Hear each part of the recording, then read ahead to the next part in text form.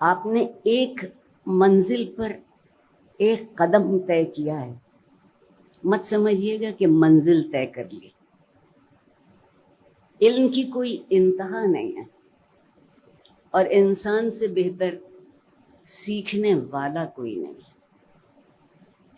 کراچی کے عالم کا مجھے نہیں پتا، اتنی واقف نہیں ہوں،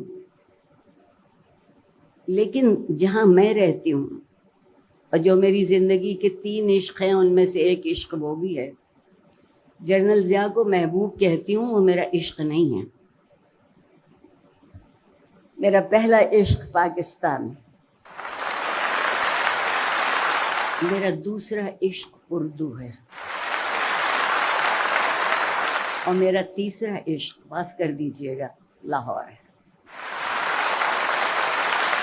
لاہور سے عشق کرنے میں بھی دونوں چیزیں شامل ہیں، پاکستان بھی ہے اور اردو بھی ہے۔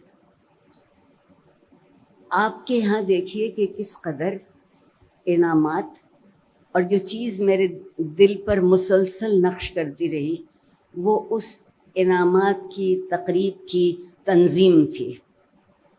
کس قدر منظم طریقے سے لوگ آتے گئے، اپنا انعام پاتے گئے، اور میں ان کے ظرف کی داد دیتی ہوں۔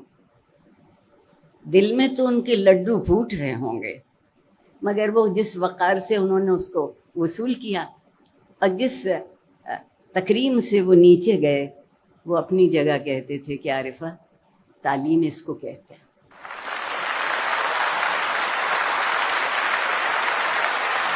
بحیثیت قوم ہمارے ظرف کا پیالہ چھوٹا ہے، 2 بوند پانی میں چھلک جاتا ہے، اور یہ صرف میرا تجربہ نہیں ہے، آپ کا بھی ہوگا۔ ان لوگوں نے یہ ثابت کیا کہ ظرف بڑا ہے، قطرے کم ہیں، اور کی طلب ہے، اور کی طلب کو جاری رکھیے۔ میں آپ سے یہ بھی عرض کروں گی دونوں طرف سے کہ میں بڑی شعوری کوشش سے استاد بنی تھی۔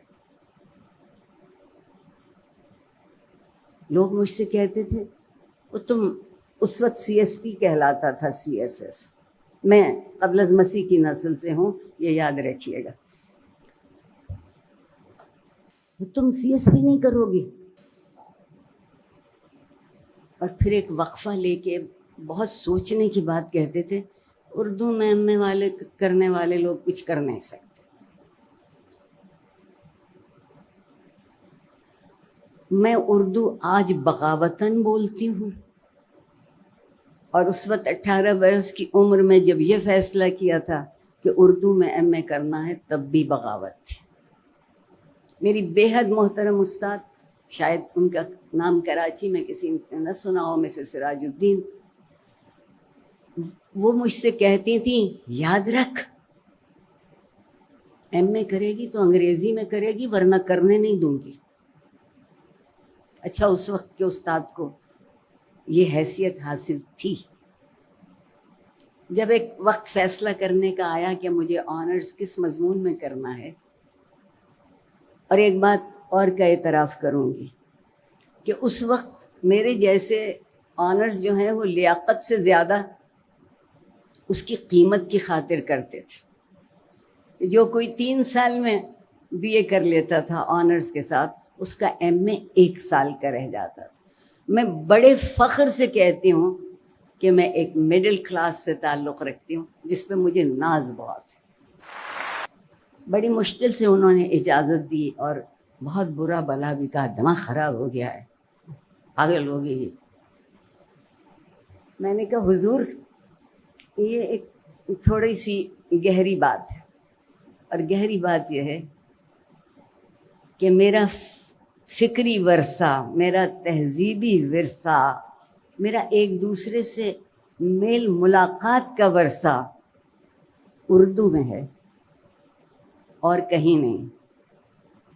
اردو پڑھ لی تو پھر اب بغاوتاً اردو اس لیے بولتی ہوں کہ زبان غیر سے شرح آرزو نہیں ہوتی۔ کاش مجھے میمنی آتی ہوتی تو میں اردو بھی نہ بولتی۔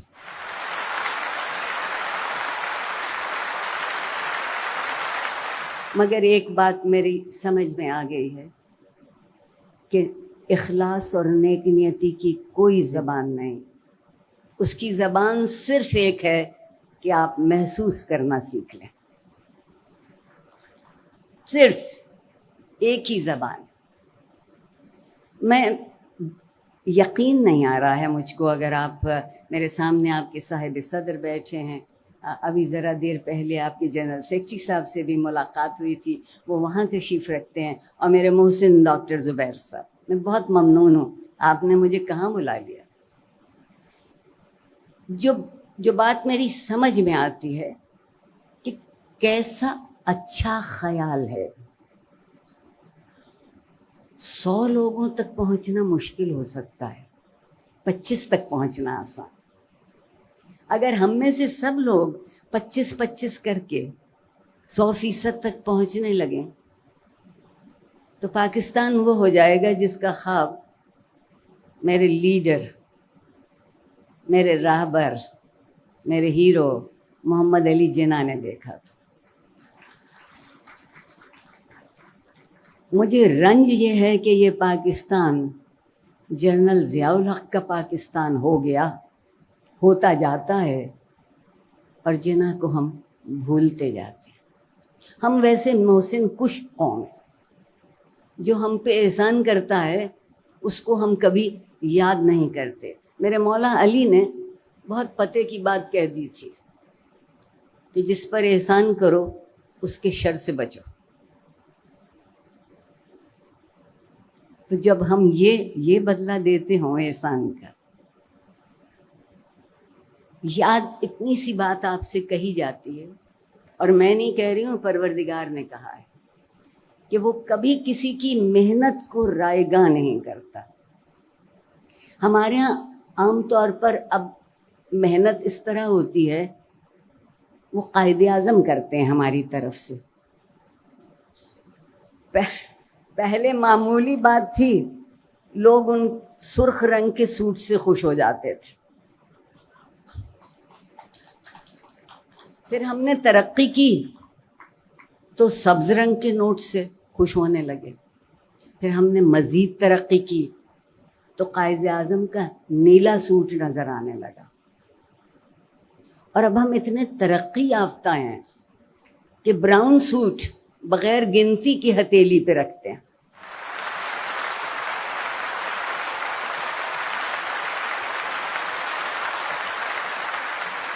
یاد رکھیے گا، زندگی میں جو کچھ قابل قدر ہے وہ نہ بکتا ہے نہ بکنے کی چیز ہے، وہ آپ حاصل کرتے ہیں۔ اور مزے کی بات یہ ہے کہ حاصل کرنے میں لا حاصلی بالکل شامل نہیں ہے۔ اگر آپ نے اپنا کوئی سامنے رکھا ہے ایک میزانیہ کہ ہم یہاں تک پہنچیں گے، حالات نے، زندگی کے مواقع نے وہاں تک نہیں بھی پہنچنے دیا، تو جو کچھ آپ نے حاصل کیا وہ اتنا ہی قیمتی ہے جتنا اگر اس سے زیادہ ملتا تو قیمتی ہوتا۔ میری بہت لوگوں سے گزارش ہے، آپ کے سامنے صرف دہرا رہی، کہ میرے نزدیک زندہ رہنے کا مطلب یہ ہے کہ آپ اپنی ذات سے اوپر اٹھ کے جی سکیں۔ اگر آپ کسی دوسرے کو کچھ بتانا چاہتے ہیں تو اس کو خود بھی تجربہ کیا ہو۔ پاکستان میں 3 لوگ بہت اہم ہیں، اور مجھے انگریزی کے 3 لفظ بولنے کی اجازت دیجیے: آئی، می اینڈ مائی سیلف۔ دنیا یہیں سے شروع ہوتی ہے اور دنیا یہیں ختم ہو جاتی ہے۔ میں ایک پرانا پاپی استاد ہوں، میرے شاگرد مجھ سے اکثر آ کر کہتے ہیں کہ ڈاکٹر عارفہ، آپ نے ہمیں جو کچھ سکھایا سب غلط، سب بیکار۔ ایک میرے انتہائی ذہین اور لائق شاگرد نے آ کے میرے دفتر میں روبرو مجھ سے کہا، میں مسکرائی اور میں نے کہا کہ صحیح کہتے ہو، میں نے غلط پڑھایا اور تم نے غلط سیکھا، مگر تم نے یہ کبھی کیوں نہیں سوچا کہ تم اس بازار میں ہو جہاں کی کرنسی بدل چکی، اقدار میں اور مقدار میں بس اتنا ہی فرق ہے۔ مقدار کی خاطر جئیں گے تو خوشامد کرتے، مصلحتیں کرتے، پنجابی کا ایک لفظ استعمال کرنے کی اجازت دیں، ہر کسی کا رانجھا راضی کرتے زندگی گزر جائے گی۔ اصل رانجھے دو ہیں، دو رانجھے ہیں اصل، جن کی خوشنودی، جن کی خوشی، جن کا تحمل، جن کا صبر، جن کی عنایت چاہیے۔ ایک تو وہ ہے اوپر والا رانجھا جو میرے خیال میں آنے سے پہلے جان لیتا ہے کہ مجھے کہنا کیا ہے، اور دوسرا رانجھا ہے اس کے رہنے کا مکان جو میرا دل ہے۔ ہم ہر رانجھا کو چاہتے ہیں، پوجتے ہیں، نہیں پوچھتے تو اس سے۔ اور آپ یہ بھی سمجھتے ہیں کہ پاکستان میں گردن جھکانا تو بہت بری بات ہے، لیکن جس نے کبھی اپنے گریبان میں گردن نہیں جھکائی اس سے زیادہ بے خبر کوئی نہیں ہوتا۔ جو خود سے ناواقف ہو وہ آپ کو کیا واقف کرے گا، وہ کیا دے گا آپ کو؟ اور آپ لوگ آج کل بہت خفا ہیں، بہت صحیح، آپ غصے میں ہیں، بہت صحیح، آپ میں سے بہت سے مایوس ہوتے جاتے ہیں، یہ بھی صحیح، کیونکہ آخر کو ہم انسان ہیں، ہمارا جی چاہتا ہے کہ ہم نے کچھ کیا تھا تو اس کی کچھ تاثیر نظر آئے۔ آپ کو سربراہ وہ ملے ہیں جو بیج لگانے سے پہلے پھل کھانا چاہتے ہیں۔ بے حد لطف کی بات ہے کہ اگر پھل کھانا ہو تو ایک نسل بیج لگاتی ہے اور دوسری نسل اس سے فائدہ اٹھاتی ہے، لطف لیتی ہے۔ ہم یہ سمجھتے ہیں کہ یہ ترقی کیسی ترقی ہوئی کہ ہم نے نہیں دیکھا، بلا سے ہم نے نہ دیکھا تو اور دیکھیں گے۔